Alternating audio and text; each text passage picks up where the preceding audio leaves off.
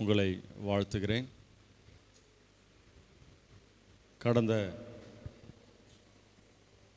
October 2ஆம் தேதி வியாழக்கிழமை உண்மையாகவே நமக்கு ஒரு ஆசீர்வாதமான ஒரு நாளாக இருந்தது. எத்தனை பேருக்கு சந்தோஷமாக இருந்தது? அன்னைக்கு அநேகரோடு கர்த்தர் பேசினார்.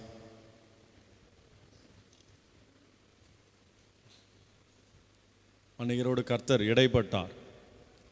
தீர்க்க தரிசனமாக கர்த்தர் பேசினார். சாட்சி சொல்கிறவங்க யாராவது இருக்கீங்களா? சாட்சி சொல்கிறவங்க யாராவது இருந்தால் நீங்கள் சாட்சிகளை நீங்கள் இப்போ பகிர்ந்து கொள்ளலாம்.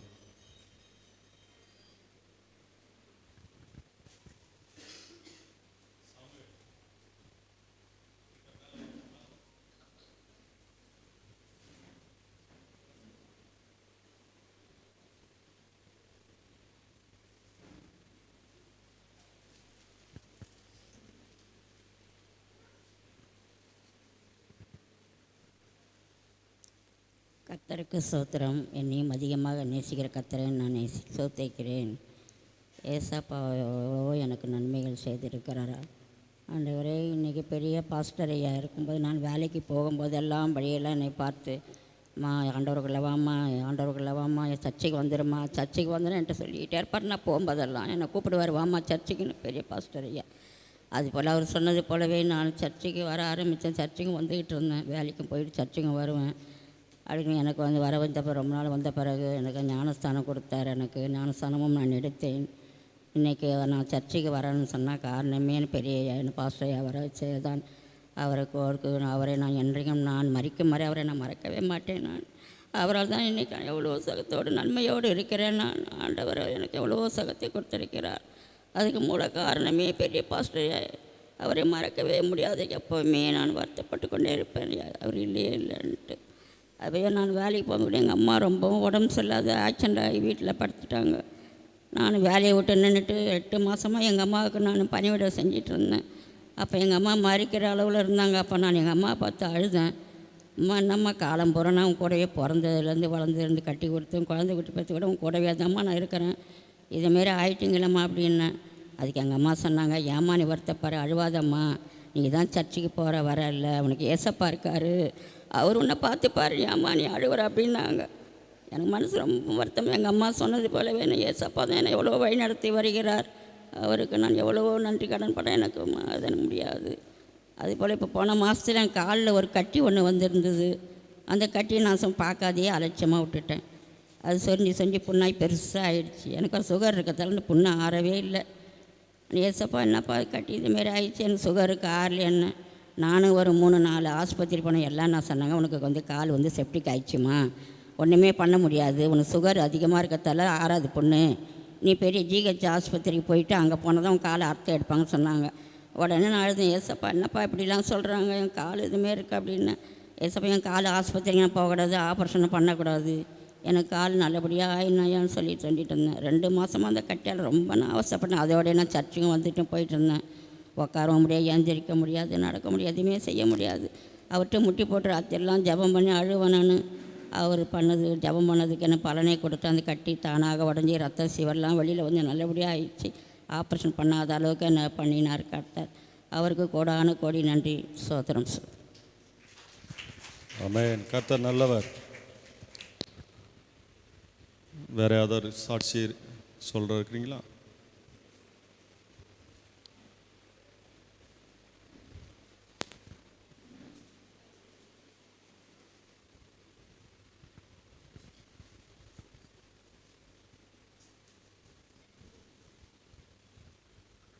கர்த்தருக்கு ஸ்தோத்திரம். எதிர்பாராத ஒரு பிரேயர், ரொம்ப சந்தோஷமாக இருந்தது.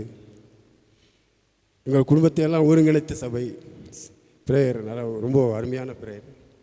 ஏற்கனவே நான் ஒரு முறை 2 மாதங்களுக்கு முன்னதாக அவர் வந்தார். இங்கே ஒரு 10 பேர் உட்காந்து இந்த பிரேயர் நாங்கள் கேட்டோம். ரொம்ப அருமையான பிரேயர். என்னால் கண்ட்ரோல் பண்ண முடியாது. என் ஷோல்டரில் அவர் கையை வச்சு அவர் சொன்னார் எவ்வளோ வார்த்தைகள். அந்த நேரத்துலலாம் ஒய்ஃபில் ரொம்ப சீரியஸாக இருந்தாங்க. அதை நினச்சி நான் ரொம்ப கவலைப்பட்டு சரியாக சாப்பிடாமல் கொள்ளாமல் அப்படி உடம்புல மெலிஞ்சு போய் ரொம்ப பலவீனத்தோடு நான் இருந்தேன். அவர் எல்லாவற்றையும் அவர் அந்த கொஞ்ச நேரத்தில் அவர் என் கையை பிடிச்சி அவர் பாட்டு நீ சொல்லிக்கிட்டே இருந்தார். என்னால் கண்ட்ரோல் பண்ண முடியல. நான் ஒரு 10 பேர் தான் இருந்தேன் அன்றைக்கி அந்த முதல் இதில். ஆனால் மணி 9 நைட்டு 9:30 மணி வரலாம் எங்கே இருந்த கூட்டம், அவ்வளோ கூட்டம் அன்றைக்கி. நிறைய பேர் அந்த அந்த ப்ரேயர் நீங்கள் மிஸ் பண்ணீங்க. ஆனால் இந்த இந்த இந்த நேரத்து இந்த நடந்த அந்த ப்ரேயர் என்னால் வாழ்க்கையில் மறக்க முடியாத ப்ரேயர்.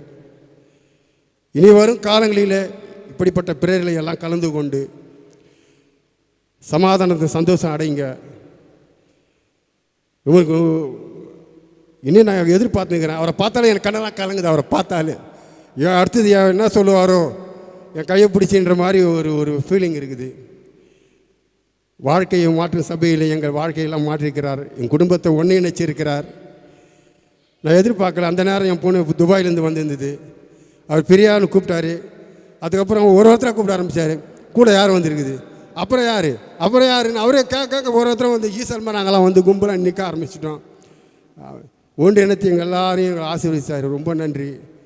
வாழ்க்கையில் மறக்க முடியாத ஒரு சம்பவம் இது. சாட்சியாக மனசாட்சியோடு நான் சொல்கிறேன். எல்லோரும் இனி வரும் காலங்களில் சபையை மிஸ் பண்ணாதீங்க. தொடர்ந்து வாங்க.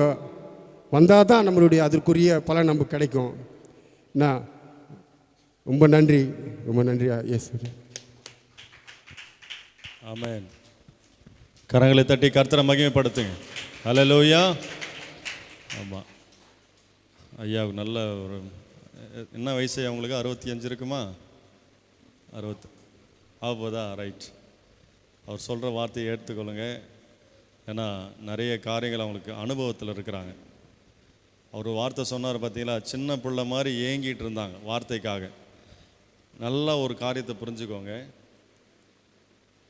அவர் வயசானவராக இருந்தாலும் அந்த வார்த்தைக்காக ஏங்கினார் பார்த்தியா, அங்கே தான் ஆண்டவர் கிரியை செய்ய ஆரம்பிப்பார். அந்த எனக்கு ஆண்டவர் பேசுவாரா,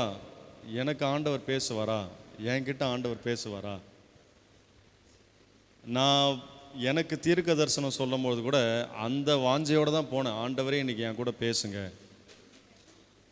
அப்படி இருக்கிறவங்க கிட்ட தான் ஆண்டவர் பேசுவார். ஹல்லேலூயா. அந்த ஒரு இருதயத்தோடு நீங்கள் என்ன பண்ணணும்? ஆலயத்துக்கு வரணும். ஆலயத்தில் ஆண்டவர் என் கூட பேசுங்க. தேவனுடைய வார்த்தையில் நீங்கள் சென்சிட்டிவாக இருக்கணும். விசுவாசத்தில் நீங்கள் சென்சிட்டிவாக இருக்கணும். ஆண்டவர் அப்படி வாஞ்சியாக இருக்கிறவங்கள ஆண்டவர் கூப்பிட்டு பேசினார் அன்னைக்கு. ஒரு ஆமேன்னு சொல்லுங்கள் பார்க்கலாம். ஒரு வார்த்தையை சொன்னார். எங்கள் குடும்பத்தை ஒன்றாக இணைச்சார் அன்னைக்கு. அதே போல் சபைக்கு வர்றதை நீங்கள் மிஸ் பண்ணாதீங்க. இந்த மாதிரி ஆவிக்குரிய காரியத்தில் அது எவ்வளோ ஒரு பெரிய அபிஷேகம் கர்த்தர் நமக்குள்ளே ஊற்றி இருக்கிறார். அதை நம்ம எப்படி அதை செயல்படுத்தணுன்றது தான் ரொம்ப முக்கியம். அந்த இருதயத்தில் தான் ஆண்டவர் கிரியை செய்ய ஆரம்பிப்பார். ஆமென். வேறு யாருனா இருக்கீங்களா?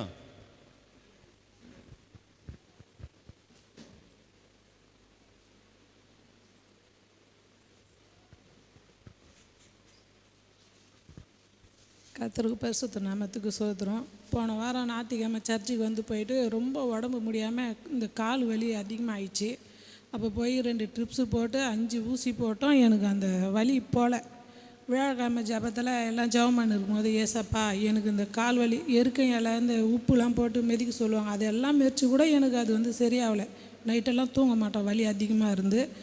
அதுக்கப்புறமா அந்த ஜபத்தில் நான் ஏசப்பா மான்கள் போல ஓட எனக்கு கால்களை நீ சரிப்படுத்துங்க ஏசப்பா நான் சொல்லி நான் ஜெபம் பண்ணி நான் அழுதுனேன்.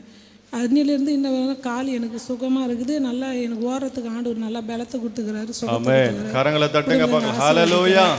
இன்னும் கால் வலியே இல்லை எனக்கு. இது எப்போ நடந்தது? இது வியாழக்கிழமை அன்னைக்கு அந்த ஜபத்தில் நடந்தது. அந்த ஜபத்தில் கலந்து கொண்டு கர்த்தர் சுகத்தை கொடுத்தார். இப்போ அந்த கால் வலி இல்லை, அந்த இயற்கையிலலாம் எதுவும் மெதிக்கிறதில்ல, மாத்திரையை அதை நான் 2 நாளாக போடவே இல்லை. ஆண்டவர் நல்லா எனக்கு சுகத்தை கொடுத்துட்டார். அதுதாங்க அற்புதம். கரங்களை தட்டுங்க பார்க்கலாம். கர்த்தர் சுகம் கொடுக்கிற தேவன் அவர். 2 நாள் ஆச்சு, எவ்வளோ ட்ரை பண்ணியிருக்கிறாங்க, ட்ரை பண்ணியும் ஒன்றும் ஆகாதது. அன்னைக்கு கர்த்தர் சுகத்தை கொடுத்தார். அதுதான் இயேசுவின் வல்லமை. வேறு யாருனா இருக்கீங்களா? சாட்சி சொல்கிறவங்க யாரானா இருக்கீங்களா?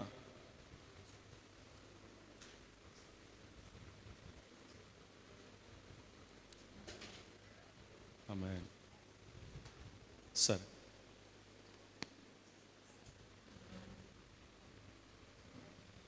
சரி. கர்த்தர் நல்லவர். ஒரு ஆமென் சொல்லுவோம்.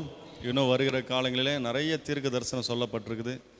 எல்லாமே கர்த்தர் உங்களுக்கு வாய்க்க பண்ண போகிறார். யாராவது பிறந்த நாள், திருமண நாள் யாராவது இருந்தால் நீங்கள் எந்திரிங்க. உங்களுக்காக நான் ஜெபம் பண்ண இருக்கிறேன். பர்த்டேவா? ரைட். வேற யாருன்னா இருக்கிறீங்களா? சரி, நம்ம அந்த மகளுக்காக நம்ம ஜெபம் பண்ணுவோம். மெர்சி தகப்பனே, எமது மகளை எமது கரத்தில் ஒப்பு கொடுக்கிறேன். மெர்சி மகளை நீர் ஆண்டவரே இந்த வருஷத்தை நன்மையினால் முடிசூட்டி எமது மகளுக்கு ஆசீர்வாதமாய் நீர் கொடுப்பீராக.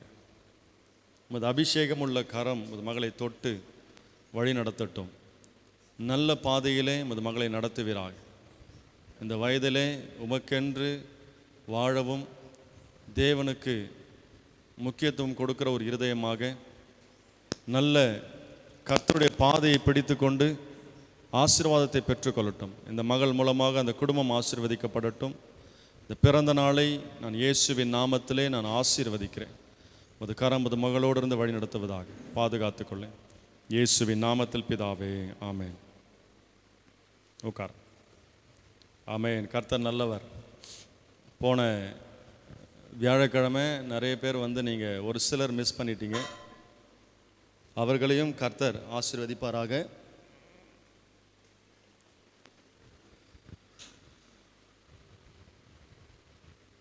ஒரு சில பேரும் வந்து எழுதி வச்சுருந்தாங்க. சகரியாவும் வரல அன்றைக்கி. அவர் சகரியாவும் போன வாரம் ஒரு வாரத்துக்கு நம்ம ப்ரோக்ராமுக்கு ஒரு வாரத்துக்கு முன்னாடி ஒரு 4-5 பேரை சொன்னாங்க. அதில் சகரியா, காயத்ரி, அப்புறம் என்னோடய சகோதரி, 2வது சகோதரி அம்முன்னு சொன்னார். அம்மு யாருன்னா இருக்காங்களா நம்ம வீட்டில் அப்படின்னு கேட்டாங்க. இல்லைப்பா 2 அம்மு இருக்கிறாங்க, நீ எந்த அம்மா சொல்கிறிய அப்படின்னு கேட்டேன்.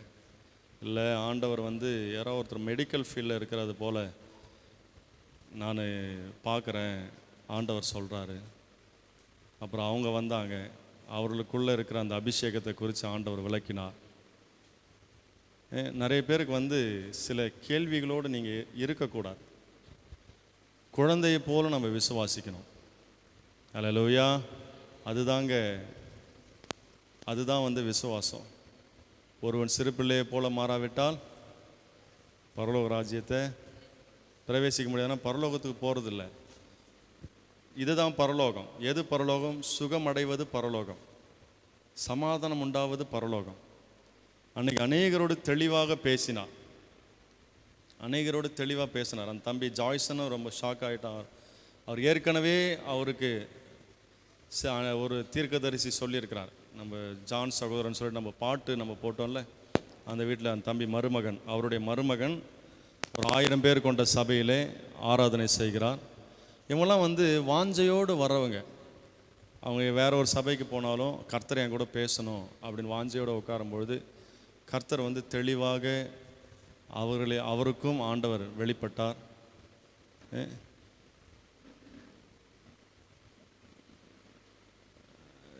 ஜாய்சனை கூப்பிட்டாரு, ரைட்டு. ரூபி அவங்க மனைவியை கூப்பிட்டாரு, ரைட்டு. ரூபியோட மச்சானை ஏன் கூப்பிட்டாரு? அவருக்கு தெரியுமா? நிறைய பேர் நல்லா புரிஞ்சுக்கோங்க. ஆண்டவருக்கு முன்னாடி நின்று நான் சொல்கிறேன், எந்த பேரையும் நான் சொல்லவும் இல்லை. அதை குறித்து நான் அவர்கிட்ட நான் எதையுமே நான் வந்து ஷேர் பண்ணவும் கிடையாது. கர்த்தர் எனக்கு முன்பாக சாட்சியாக நிற்கிறார். நீங்கள் விசுவாசிக்கணும், ஏற்றுக்கொள்ள வேண்டும், வாஞ்சையோடு வரணும். இன்றைக்கி அந்த ஐயா வந்து அவர் அவ்வளோ வந்து மன உருக்கத்தோடு சொல்கிறாருன்னா அவர் கூட ஆண்டவர் பேசியிருக்கிறார். ஏதாவது ஆண்டவர் என் கூட பேசுவாரான்னு ஒரு வாஞ்சையோடு வந்தார். அவங்கள கூப்பிட்டு ஆண்டவர் நிற்க வச்சு, சாட்சியாக நிற்க வச்சு, அன்றைக்கு அந்த குடும்பத்தை, சில சிக்கல்கள் இருந்தாலும் அன்றைக்கு ஆண்டவர் அந்த குடும்பத்தை ஒன்றாக இணைத்தார். காரணம் தேவ பிரசன்னம். அதற்காக தேவ மனுஷனை கர்த்தர் கொண்டு வந்தார். இது எப்படி ஆகும்? இது எப்படி இது வந்து மாம்சீகம் தான் அது. ஆனால் அதுக்கு நம்ம வந்து என்ன பண்ணணும், அதை வந்து நம்ம ஓவர் கம் பண்ண கற்றுக்கணும், அதை மேற்கொள்கிறது கற்றுக்கணும். இந்த சூழ்நிலை, நம்ம வாழ்ந்த விதம், நாம் கலாச்சாரம், நம்முடைய குடும்பம், நம்ம பழகின மக்கள், நம்ம பேசுகிற வார்த்தைகள், இவைகளெல்லாம் நம்ம வாழ்க்கையை ஒரு விதமாக உருவாக்கி வச்சிருக்கு. ஒரு சிலர் வந்து சொன்ன உடனே அது அப்படியே ஆமேன் என்று ஏற்றுக்கொள்வார்கள். ஒரு சிலருக்கு அது ஏற்றுக்கொள்ளுகிற மனப்பக்குவமே வராது. ஏன்னா அவங்க அப்படிப்பட்ட சூழ்நிலையில் உருவாகி இருக்கிறாங்க. அந்த மாதிரி அவங்க எண்ணங்களை அவங்க பழக்கி வச்சிருக்கிறாங்க. அப்போ நம்ம என்ன பண்ணோம்னா, வார்த்தைக்கு முக்கியத்துவம் கொடுத்து தேவ பிரசன்னத்தை நம்ம வாஞ்சிக்கும் பொழுது, கர்த்தர் எனக்கு பேசுவார், என்னை நடத்துவார், தேவனுடைய வார்த்தை உயிருள்ளது, அது அற்புதத்தை செய்யும், இப்படி நம்ம மனசை நம்ம பயிற்றுவிக்கும் பொழுதுதான் அது உன் வாழ்க்கையில அற்புதத்தை கொண்டு வரும். நீ நடக்காதுன்னு சொல்லும் போது அதுக்கு எவ்வளோ வல்லமை இருக்கோ, அதே வல்லமை ஆண்டவர் எனக்கு நடத்துவார் என்கிற அந்த வார்த்தைக்கு, நடக்காதுன்ற வார்த்தையை தாண்டி அதை விட ஆண்டவரை நடத்துவார் என்கிற நம்பும் பொழுது அதுக்கு வல்லமை இருக்கிறது. அல்லேலூயா. எவ்வளோ கூட்டம் வந்து அவர் பின்னாடியே போச்சு, இயேசு பின்னாடியே போச்சு. ஏய் உட்காரவே, ஏய் உட்கார், ஒத்த வாங்குவேன்.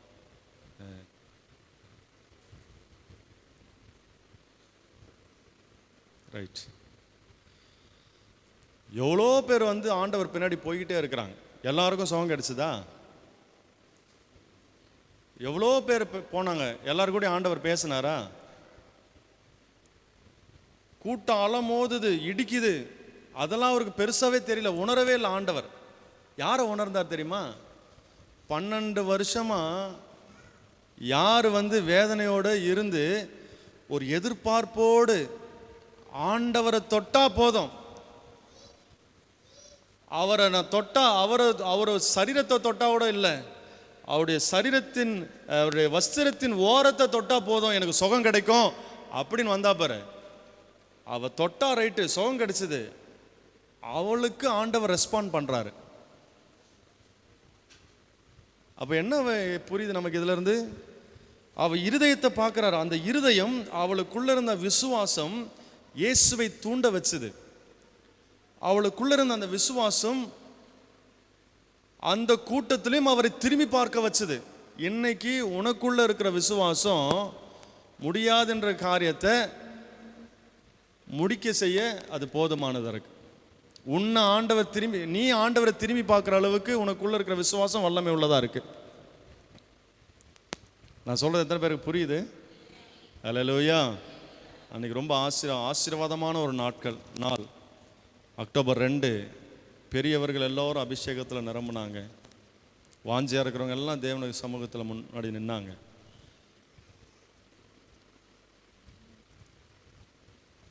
அவங்க தாண்டி அது பிறகு வாலிப பிள்ளைங்க எல்லாம் ஆண்டவருக்கு ஒப்பு கொடுத்தாங்க, அபிஷேகத்தில் நிரம்பினாங்க. தேவனுடைய அபிஷேகம் அளவில்லாமல் இந்த இடத்துல கிரியை செய்தது. ஒரு ஆமென் சொல்லுங்க பார்க்கலாம். சின்ன பிள்ளைங்க சாப்பிடாம 4 மணி வரைக்கும் இருந்தாங்க. இதுதான் ஆண்டவருடைய அபிஷேகத்தின் வல்லமை. கரங்களை தட்டுங்க பார்க்கலாம். பெரியவங்கெல்லாம் பசிக்குதுன்னாங்க. சின்ன பிள்ளைங்களுக்கு பசி எடுக்காதா? சின்ன பிள்ளைங்களுக்கு பசிக்காதாமா? அவங்க மட்டும் எப்படி 4 மணி வரை, 4 மணிக்கு அழுது தேவனுடைய சமூகத்தில் நின்னாங்க. அதுதான் ஆண்டவருடைய அபிஷேகம். எல்லாம் அழுதுங்க. அவங்கள, அந்த பிள்ளைங்களை பார்த்து எனக்கு அழ வந்துடுச்சு. அழுது ஜெபம் பண்ணுறாங்க. பாலகர் நாவிலே கர்த்தர் அபிஷேகத்தை ஊற்றி கொண்டிருக்கிறார். இந்த அபிஷேகத்தை நீங்கள் காத்து கொள்ளணும். எல்லாருக்குள்ளேயும் அந்த அபிஷேகம் இருக்கு. எல்லாருக்குள்ளேயும் அந்த அபிஷேகம் இருக்கு. எல்லாம் சொல்லுங்க, எல்லாம் சேர்ந்து சொல்லுவோம். எல்லாருக்குள்ளேயும் அபிஷேகம் இருக்கு. நல்லவங்ககிட்டையும் இருக்கு, சொல்லுங்க, நல்லவங்ககிட்டையும் இருக்கு, கெட்டவங்ககிட்டையும் இருக்கு. மனுஷன்தான் இவன் நல்லவன் இவன் கெட்டவன், அவங்களாம் நல்லவங்க இவங்களாம் கெட்டவங்க, அவங்கக்கிட்ட மட்டும் எப்படி, இவங்களுக்கு ஏன் வரல? இதெல்லாம் யாருடைய எண்ணங்கள்? இது யாருடைய புத்தி? மனுஷன் புத்தி. நல்லவங்களுக்குள்ளேயும் உங்கள் வழியிலே நான் வரேன், நல்லவங்களுக்குள்ளேயும் அபிஷேகம் இருக்குது, கெட்டவங்களுக்குள்ளேயும் அபிஷேகம் இருக்குது. ஆனால் எல்லாரையும் ஒரே மாதிரி தான் ஆண்டவர் பார்க்குறார். ஆனால் நம்ம செய்கிற விளைவுகளுக்கு நீங்கள் பலனை வந்து செய்கிற நம்ம போடுற விதைக்கு நிச்சயமாக பலன் இருக்குது. அது நல்ல விதையாக இருந்தாலும் சரி, அது கெட்ட விதையாக இருந்தாலும் சரி.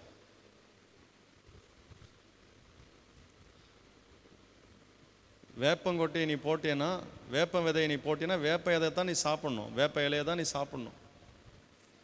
நல்ல விதையை விதைச்சேன்னா நல்ல கனிகளை நீ சாப்பிடுவேன், அது வேறு டிபார்ட்மெண்ட். அதனால் அபிஷேகம் ஆண்டவருக்கு உனக்குள்ளே இருக்கிற அபிஷேகம் போயிருச்சுன்னு கிடையாது.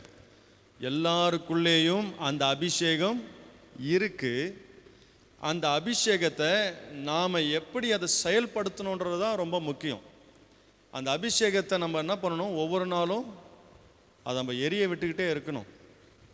உனக்குள்ளே இருக்கிற அபிஷேகம் என்கிற அந்த விளக்கை எரிய விட்டுக்கிட்டே இருக்கணும்.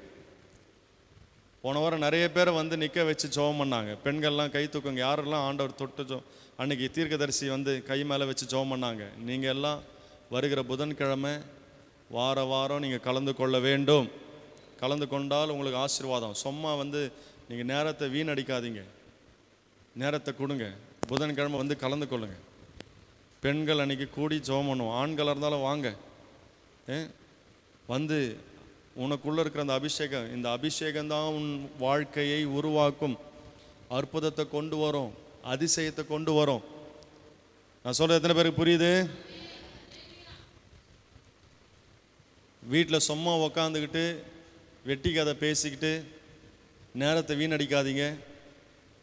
ஜபத்தில் வந்து கலந்து கொள்ளுங்க. புதன்கிழமை பெண்களுக்கு ஜபம் இருக்கும். அல்லேலூயா, அல்லேலூயா. அதை நீங்கள் உதாசீனமாக நீங்கள் வந்து நினச்சிங்கன்னா, அது வந்து உங்களுக்கு நல்லது கிடையாது. அதை வந்து நீங்கள் கொஞ்சம் சீரியஸாக எடுங்க. நான் ஜபத்தில் கலந்துக்குவேன். உங்கள் மனசை வந்து நீங்கள் புதுப்பிங்க. மனசை வந்து என்ன பண்ணுங்க? ஒவ்வொரு நாளும் அந்த அபிஷேகத்தை நீங்கள் வந்து பற்ற வச்சுக்கிட்டே இருங்க. அங்கேருந்து தான் உனக்கு எல்லாமே உண்டாகுது. அல்லேலூயா. வாலிப பிள்ளைங்களுக்கும் நம்ம ஒரு சின்ன பிளான் போட்டு வச்சுருக்குறோம். அவங்கள எங்கேயாவது வெளியே கூப்பிட்டு போகலாம் அப்படின்னு சொல்லிட்டு ஒரு இடத்துக்கு கூப்பிட்டு போகலாம். ஒரு நாள் ஃபுல்லாக இருந்து அவங்க கூட இருந்து டைம் ஸ்பெண்ட் பண்ணணுன்னு சொல்லிட்டு நாங்கள் ஃபேமிலியாக வாலிப பிள்ளைங்களை கூப்பிட்டு போகலான்னு இருக்கோம். அதுக்காக நாங்கள் பிளான் பண்ணிக்கிட்டு இருக்கிறோம். முடிஞ்ச பிறகு எல்லாம் வாலிப பசங்களை நின்று இருந்து பார்த்துட்டு என்ன போங்க, சரியா? யாரும் வீட்டுக்கு ஓடிடக்கூடாது. நம்ம பசங்களே வந்து ஒரு 15 பசங்க இருக்கானுங்க, ஆம்பளை பசங்க. எல்லாம் ஒழுங்காக இருந்து பார்த்துட்டு போங்க, என்ன உடனே ஓடக்கூடாது. பெற்றோர்களுக்கும் சொல்கிறேன், பிள்ளைங்களை வந்து கடவுளுக்குள்ளே அந்த முக்கியத்துவத்துக்குள்ளே நீங்கள் வளருங்க. அவனுக்கு எல்லாத்தையும் நம்ம கொடுத்துட்டு கடவுள் பயத்தை நீங்கள் கொடுக்காத போயிட்டீங்கன்னா, அவன் வந்து நீங்கள் எல்லாத்தையும் கொடுத்தீங்களே அதை எப்படி ஹேண்டில் பண்ணுறதுன்னு தெரியாமல் அவன் போயிடுவான். முதலாவது தேவனுடைய ராஜ்யத்தையும், கடவுளுக்கு எவ்வளோ ப்ரையாரிட்டி கொடுக்கணும், இது இவ்வளோ கொடுத்தா போதும், இது இவ்வளோ கொடுத்தா போதும்னா நீ தப்பாக புரிஞ்சுட்டு இருக்கிற ஆண்டவரை. எல்லாமே ஒரு பக்கம் இருந்தாலும் இவரை முதல்ல பிடிச்சிக்கினா தான் இது எல்லாம் என் கூட தங்கி இருந்துக்கிட்டே இருக்கும். இவரை நான் விட்டுட்டேன்னா இதை எனக்கு ஹேண்டில் பண்ண தெரியாது. அது எது வேணாலும் இருக்கலாம். உனக்கு பிடிச்ச எந்த ஒரு விஷயமா இருந்தாலும் இந்த ஆண்டவரை நம்ம வந்து பிடிக்கிறதுக்கு, அவரை ஃபாலோ பண்ணுறதுக்கு நம்ம தவறிட்டோம்னா இந்த ஆசீர்வாதங்களை உன்னால் ஹேண்டில் பண்ண முடியாது. இவரை நம்ம பிடிச்சிக்கிட்டோம்னா இது ஈஸியாக ஹேண்டில் பண்ண முடியும். இந்த ஆசீர்வாதங்கள் இவங்கிட்ட இருந்தால் தான் இது நல்லா இருக்கும்னு அதுவே சொல்லும். இல்லாட்டி நம்ம என்ன தெரியுமா ஆக வேண்டியதாயிடும்? இவரை விட்டுட்டோம்னா இது கூட போராடிக்கிட்டே இருக்கணும். இதை எப்படி நம்ம காப்பாற்றுறது, எப்படி இந்த ஆசீர்வாதத்தை வச்சு எப்படி நம்ம அதை செய்கிறது, இதை செய்கிறது, நிறைய பேருக்கு அந்த ரகசியமே புரியாமல் வாழ்ந்துக்கிட்டு இருக்கிறீங்க. இவரை நம்ம பிடித்து கொண்டால் இது நீ பிடிக்கவே தேவையில்ல, இது உன்னை ஆட்டோமேட்டிக்காக பின்னாடி ஃபாலோ பண்ணிக்கிட்டே இருக்கும். முதல்ல யாரை பிடிச்சிக்கணும்? ஆண்டவரை பிடிச்சிக்கணும். அல்லேலூயா. உனக்குள்ளே ஆண்டவர் ஒரு அபிஷேகத்தை கொடுத்துருக்கிறார். அந்த அபிஷேகம் ஒவ்வொரு நாளும் உன்னை உயர்த்தவும், உன்னை நடத்தவும், உன்னை பாதுகாக்கவும் ஒவ்வொரு நாளும் அது துடிச்சிக்கிட்டு இருக்குது. உனக்குள்ள ஆவியானவர் இருக்கிறார். அந்த ஆவியானவர் உன்னை எல்லா வழியிலும் நடத்துறதுக்கு, பாதுகாக்கிறதுக்கு, உன்னை நல்ல வழியில் நடத்துறதுக்கு அவர் ஆயத்தமாக இருக்கிறார். அந்த அபிஷேகம் என்னைக்குமே உன்னை விட்டு விலகாது. ஆனால் அந்த அபிஷேகத்தை நீ பயன்படுத்துறதும் பயன்படுத்தாததும் நம்ம கையில் தான் இருக்கு. இந்த அபிஷேகத்தை குறித்து பார்த்தோன்னா பழைய ஏற்பாட்டில் இந்த அபிஷேகம் எப்படி செயல்பட்டதுன்னா, தீர்க்கதரிசி ஒரு ராஜாவை அபிஷேகம் பண்ணும்போது என்ன பண்ணுவார்? எண்ணெய் எடுத்து அதை ஜெபம் பண்ணி அவர் தலையில் அபிஷேகம் பண்ணுவார். இந்த மாதிரி நிறைய அபிஷேகத்தை பழைய ஏற்பாட்டில் நம்ம பார்க்க முடியும். புதிய ஏற்பாட்டில் எப்படி அபிஷேகம் நமக்கு உண்டாச்சு, பழைய ஏற்பாட்டில் எப்படி அபிஷேகம் உண்டாச்சு, அந்த அபிஷேகம் நம்ம வாழ்க்கையில் இப்போ அது என்ன செய்ய போகிறது, அது எப்படி நம்ம வாழ்க்கையில் செயல்படும் அப்படின்றத குறித்து தான் நம்ம பார்க்க போகிறோம். புதிய ஏற்பாட்டில் பார்த்தீங்கன்னா 1 சாமுவேல் 16வது அதிகாரம் 13வது வசனத்தை வாசிங்க.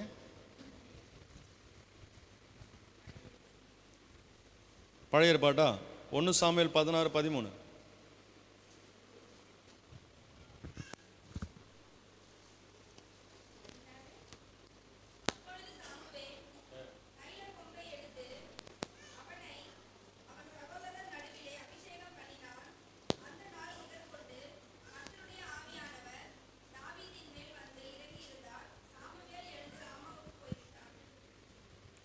மறுபடியும் வாசிங்க. அப்பொழுது சாமுவேல் என்ன எடுத்தாரு? தைல கொம்பை எடுத்து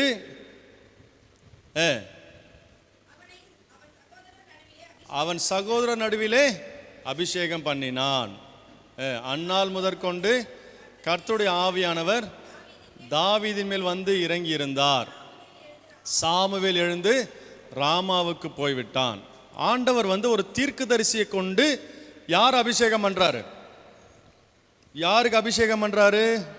எல்லாம் என்கிட்ட பேசுங்க. யாருக்கு அபிஷேகம் பண்ணது? சாமுவேல் தாவீதுக்கு அபிஷேகம் பண்றாரு. எப்படி அபிஷேகம் பண்றாரு? தைல கொம்பை எடுத்து அவன் தலையில் என்ன பண்றாரு? அவன் தன் சகோதரன் நடுவிலே அபிஷேகம் பண்ணினான். அந்நாள் முதற்கொண்டு கர்த்தருடைய ஆவியானவர் அபிஷேகம் பண்ணும்பொழுது ஆவியானவர் அதன் பிறகு என்ன பண்றாரு? இறங்குகிறார். அப்ப அவன் தலையில ஆண்டவர் அபிஷேகம் பண்றார். இந்த அபிஷேகம் என்னன்னா, சாமுவேல் அவன் தலையில எண்ணெயை ஊற்றி தலையில என்ன பண்றாரு? ஆங்கிலத்தில் போட்டிருக்கு ஸ்மேர். அப்படின்னா என்ன அர்த்தம்னா, ரப் பண்றார், தேய்க்கிறார். அது எதை குறிக்குதுன்னா, அந்த எண்ணெய் அபிஷேகத்தை குறிக்குது. அந்த எண்ணெய் அபிஷேகம் பண்ண பிறகு, தீர்க்கதரிசி அவனுக்கு அபிஷேகம் பண்ண பிறகு, அந்த எண்ணெய் அபிஷேகம் பண்ண பிறகு ஆவியானவர் அவன் மேலே இறங்குறார்.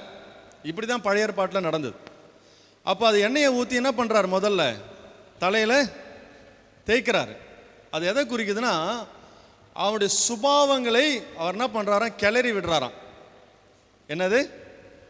சுபாவத்தை ரப் பண்ணுறாரு. அவனுடைய நேச்சரை ரப் பண்ணுறாரு. ரப் பண்ணி அது கிளறி விட்டு அவனுக்குள்ள இருக்கிற அந்த சுபாவங்கள் அபிஷேகம் செய்யும் பொழுது எல்லா பழைய சுபாவங்களும் வெளியேறுகிறது. அதுதான் அது கூட அடையாளம். இன்னைக்கு ஆண்டவர் உனக்குள்ள அபிஷேகமாக இறங்கி இருக்கிறார். உனக்குள்ளேயும் எதுக்கு அந்த அபிஷேகம் இறங்கி இருக்குன்னா, உனக்குள்ள இருக்கிற பழைய சுபாவங்கள். என்ன சுபாவம்? பழைய சுபாவம்னா என்னது? ரொம்ப பெருசாலாம் யோசிக்காதீங்க. சுபாவம்னு பாவம்னு சொன்னோன்னே நம்மளுக்கு டைரெக்டாக எங்கே போயிடும்? விபச்சாரம் செய்யாது இருப்பாது, கொலையை செய்யாது. கற்பனைகள் என்பது 613 கற்பனைகள் இருக்குது. சரியா? எல்லாமே பாவம் தான். ஒன்று ஒன்றா என்ன பண்ணோம்? உடனே எல்லாமே போகாது. ஆண்டவர் அபிஷேகம் இருக்கிறவங்க அதை உணர உணர உணர அவங்களுக்குள்ளே இருக்கிற பழைய காரியங்கள் என்ன பண்ணோம்? பொய் சொல்கிறது, கெட்ட வார்த்தை பேசுறது, தவறான வழியில் நடக்கிறது, சந்தேகப்படுற சுபாவம், கேள்வி எழுப்புகிற சுபாவம், அவிசுவாசம் இல்லாத சுபாவம், இது எல்லாத்தையும் என்ன பண்ணும்? அந்த அபிஷேகம் உன்னை விட்டு விளக்குவதற்கு அது ஆயத்தமாக இருக்கு. அதை என்ன பண்ண அதுக்கு நம்ம இடம் கொடுக்கணும். எல்லாம் சேர்ந்து சொல்லுங்க, அதுக்கு நம்ம இடம் கொடுக்கணும். அந்த அபிஷேகம் எதை குறிக்குதுன்னா, எவ்வளோ பேர் தாவீது அண்ணன் தம்பிங்க இருந்தாங்க, ஆனால் இவனை மட்டும் பர்டிகுலராக என்ன பண்ணுறாரு? அந்த அபிஷேகம் எதை குறிக்குதுன்னா, அவரை செலக்ட் பண்ணுது. என்ன பண்ணுது? அபிஷேகம் மார்க் பண்ணுது. இனி இவன் சாதாரண ஆளு கிடையாது, இவன் தேவனால் அபிஷேகம் பண்ணப்பட்டவன், இவன் தேசத்துக்கு ராஜாவாக நான் அபிஷேகம் பண்ணுறேன். அவன் என்ன பண்ணுறாங்க? மார்க் பண்ணுறாங்க. இன்னைக்கு ஆண்டோடைய அபிஷேகம் உன்னை தனித்தன்மையாக வச்சிருக்குது. எத்தனை பேர் நம்புறீங்க அதை? அல்லேலூயா. அந்த அபிஷேகம் தாவீதை தனிமைப்படுத்தினது. இன்னைக்கு உனக்குள்ள இருக்கிற அந்த அபிஷேகம் உலகத்திற்கும் உனக்கும் இடையே இருக்கிற வித்தியாசத்தை காட்டுது. அந்த அபிஷேகம் உனக்கும் இயேசுவை அறியாத மக்களுக்கும், இயேசுவை குறித்து கேள்விப்படாத ஜனங்கள், இயேசுவை விசுவாசிக்காதவங்களுக்கும் இருக்கிற வித்தியாசத்தை அந்த அபிஷேகம் காட்டுது. நான் சொல்றது எத்தனை பேருக்கு புரியுது? காட்டுதா? காட்டுதா? பக்கத்தில் பார்த்து கேளுங்க, காட்டுதா? வேதத்தை நம்பாதவங்களுக்கும் வேதத்தை நம்புற உனக்கும் அது வித்தியாசத்தை காட்ட வேண்டும். காட்டுதா? அதான் அபிஷேகம், உன்னை பிரித்தெடுத்த அந்த அபிஷேகம். அப்புறம் பழைய ஏற்பாட்டில் நிறைய காரியங்கள், நிறைய பேருக்கு அபிஷேகம் நடந்திருக்கு. ராஜாவுக்கு அபிஷேகம் பண்ணுறாங்க. அதுதான் தாவீதை சாமுவேல் என்ன பண்ணுறாரு? ராஜாவை ஆக்கிறதுக்கு அபிஷேகம் பண்ணுறாரு. அதன் பிறகு தீர்க்கதரிசிக்கு அபிஷேகம் நடக்குது. 1 ராஜாக்கள் 19:16 வாசிங்க. 1 ராஜாக்கள் 19:16.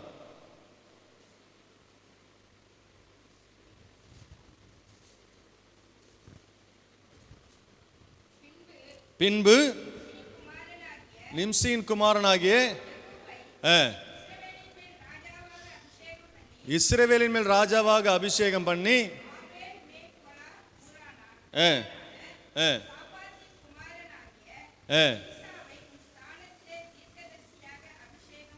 ஆண்டவர் சொல்றாரு, எலிசாவை, சாபாத்தின் குமாரனாகிய எலிசாவை உன் ஸ்தானத்தில் எப்படி அபிஷேகம் பண்ணாங்க? தீர்க்கதரிசியாக அபிஷேகம் பண்ணாங்க. பழைய ஏற்பாட்டில் எப்படிலாம் நடக்குது பாருங்க. முதல்ல ராஜாவை அபிஷேகம் பண்றாங்க, அதுக்கப்புறம் தீர்க்கதரிசின்னு ஒரு அபிஷேகம் தனியா இருக்கு.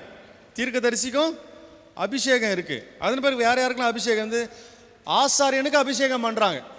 ஆசாரியனா இருக்கணும்ன்றது, பாஸ்டர் ஆகிறதுக்கு ஒரு அபிஷேகம் இருக்கு பழைய ஏற்பாட்டில். வாசிங்க, யாத்ராகமம் 28:41 வாசிங்க.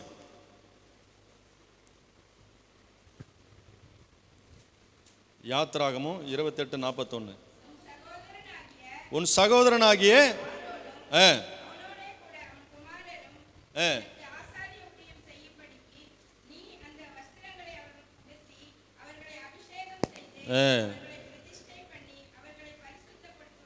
யாத்ராகமம் 28:41 டிஸ்பிளேல போடுப்பா. யாத்ராகமம் 28:41 போட்டியா? ரைட். சொன்ன உடனே கரெக்டாக பிடிச்சிக்கணும், வாட்ச் பண்ணிகிட்டே இருக்கணும். உன் சகோதரனாகிய ஆரோனும், ஆரோன் யாரு? ஆசாரியனாக ஆவறதுக்கு, அவனோடு கூட அவன் குமாரனும் எனக்கு ஆசாரிய ஊழியம் செய்யும்படிக்கு நீ அந்த வஸ்திரங்களை அவர்களுக்கு உடுத்தி அவர்களை அபிஷேகம் செய்து பிரதிஷ்டை பண்ணு.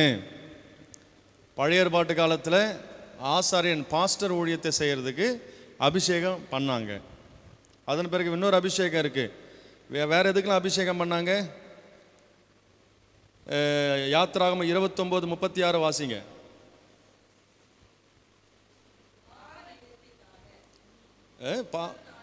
பாவ நிவர்த்திக்காக ஒவ்வொரு நாளிலும் ஒவ்வொரு காலையும் பாவ நிவாரண பலியாக பலியிட்டு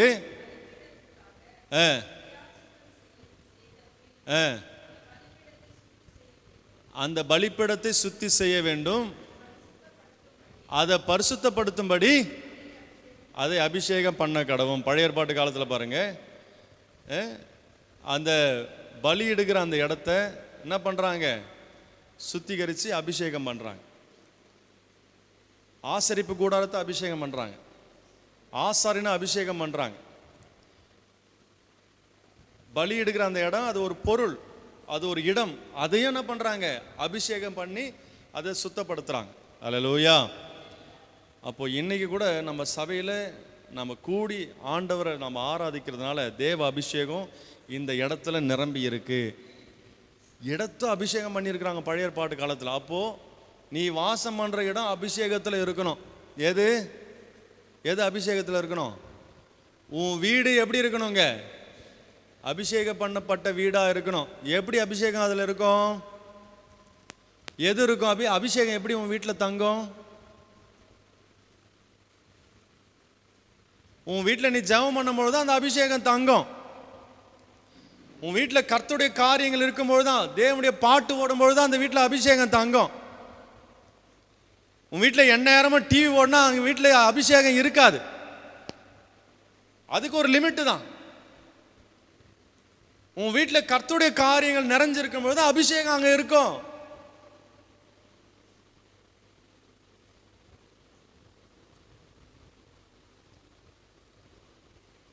தேவையில்லாத காரியங்கள் இருக்கும்போது அந்த இடத்துல அபிஷேகம் தங்காது. நீ பேசுற பேச்சு அபிஷேகத்தை அது உண்டாக்கும். வீடை சுத்தி கசப்பு இருந்ததுன்னா அபிஷேகம் இருக்காது. அந்த வீட்டில் ரொம்ப போராட்டமா இருக்கும்.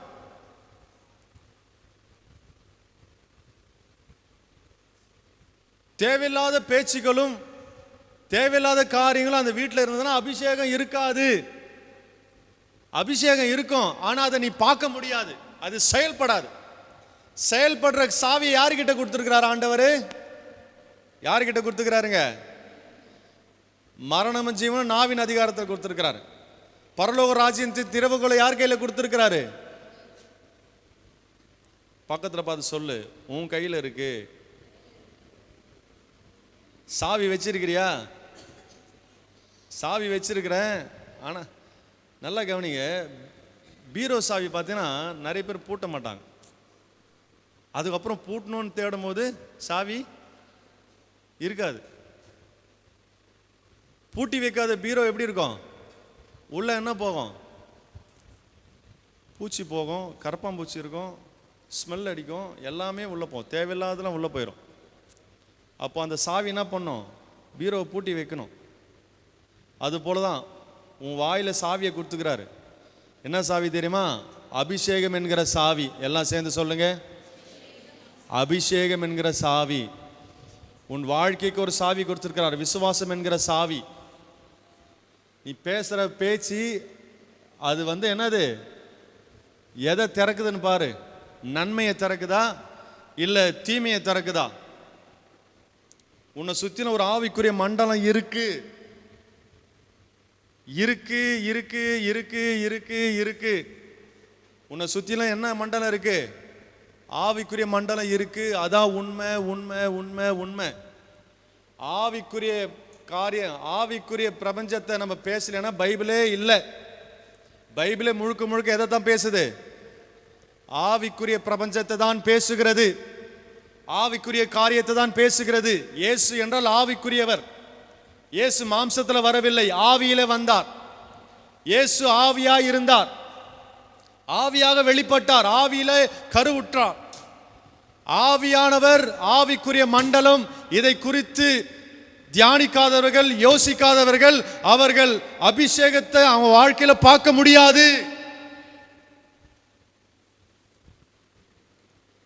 கிறிஸ்தவ ஜீவியமே ஆவிக்குரிய ஜீவியம். கிறிஸ்தவ ஜீவியமே ஆவி மண்டலத்தை சார்ந்து வாழ வேண்டிய ஜீவியம். கிறிஸ்தவ ஜீவியம் பரலோக ராஜ்யத்தை உன் வாழ்க்கையில் சுதந்திரிக்க வேண்டிய ஜீவியம். அது ஆவி மண்டலத்தில் தான் இருக்குது. ஆவி மண்டலம் தான் உண்மை. நீ எதை பார்த்தாலும் இதை பார்த்த காரியங்கள் எல்லாம் பார்க்காத ஒரு இடத்துல இருந்து வந்தது. அந்த இடம் தான் ஆவிக்குரிய இடம். அந்த இடத்துல யார் இருந்தது? தேவன் எப்படி இருந்தார்? ஆவியாக இருந்தார். அந்த ஆவியானவர் மாம்சமாக வெளிப்பட்டார். முதல் வார்த்தையாக வெளிப்பட்டார், அதன் பிறகு மாம்சமாக வந்தார். அப்ப கிறிஸ்தவன் என்றாலே அந்த ஆவிக்குரிய உலகத்தோடு கனெக்ட் பண்ணிக்கிட்டே இருக்கணும். மாம்ச உலகத்தோடு கனெக்ட் பண்றவங்க ஆவிக்குரிய உலகத்தோடு கனெக்ட் பண்ண முடியாது. சொல்றது எத்தனை பேருக்கு புரியுது? நல்லா தெளிவா புரிஞ்சுக்கோங்க. உனக்குள்ள இருக்கிற அபிஷேகம் வல்லமை உள்ளது, எல்லாருக்குள்ளேயும் இருக்கு. இந்த அபிஷேகம் என்கிற சாவியை நீ ஒவ்வொரு நாளும் போட்டு திறந்துகிட்டே இருக்கணும் வாயில வச்சு. இது எல்லாமே ஒரு நோக்கத்துக்காக தான் கர்த்தர் வச்சிருந்தார். பழைய ஏற்பாட்டில் தீர்க்கதரிசி ஆண்டவர் அபிஷேகம் பண்ணார், ராஜாக்கள் ஆண்டவர் அபிஷேகம் பண்ணார், ஆசரிப்பு கூடாரத்தை பரிசுத்த ஸ்தலத்தை ஆண்டவர் அபிஷேகம் பண்ண சொன்னார், ஆசாரியனை அபிஷேகம் பண்றாங்க. எல்லாத்துக்கும் ஒரு நோக்கம் இருந்தது. ஏன்னா அவர்கள் எல்லாரும் என்ன பண்ணார்? ஆண்டவர் அந்த அபிஷேகம் அவர்களை ஒரு தனித்தன்மையாக காட்டினது. இப்போ புதிய ஏற்பாட்டில் என்ன சொல்லுது? புதிய ஏற்பாட்டில் வாசிங்க, மார்க் எழுதின சுவிசேஷம் 6:13 வாசிங்க. மார்க் 6:13 போடுங்கப்பா.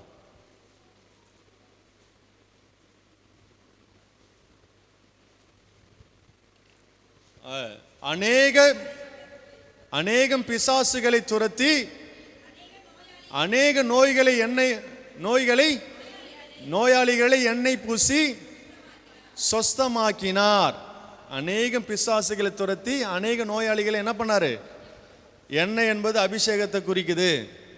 எண்ணெய் என்பது எதை குறிக்குது? அபிஷேகத்திற்கு அடையாளமா. எண்ணெய் தான் அபிஷேகம் கிடையாது, அபிஷேகத்துக்கு அடையாளமா எண்ணெய் பூசி என்ன பண்ணாங்க? சொஸ்தமாக்கினார். அது தொடர்ந்து வாசிங்க.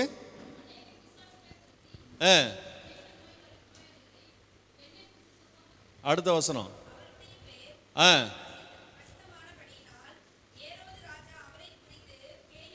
போதும். அநேகர் என்ன பண்ணார்? எண்ணெயை பூசி சொஸ்தமாக்கினார். இன்னொரு வசனம் இருக்கு பாருங்க, யாக்கோபு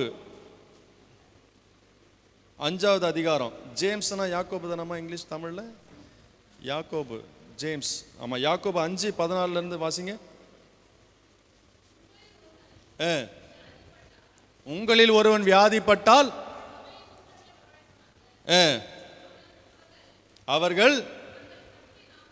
அவர்கள் கர்த்தருடைய நாமத்தினாலே அவனுக்கு எண்ணெய் பூசி அவனுக்காக ஜெபம் பண்ண கடவர்கள்.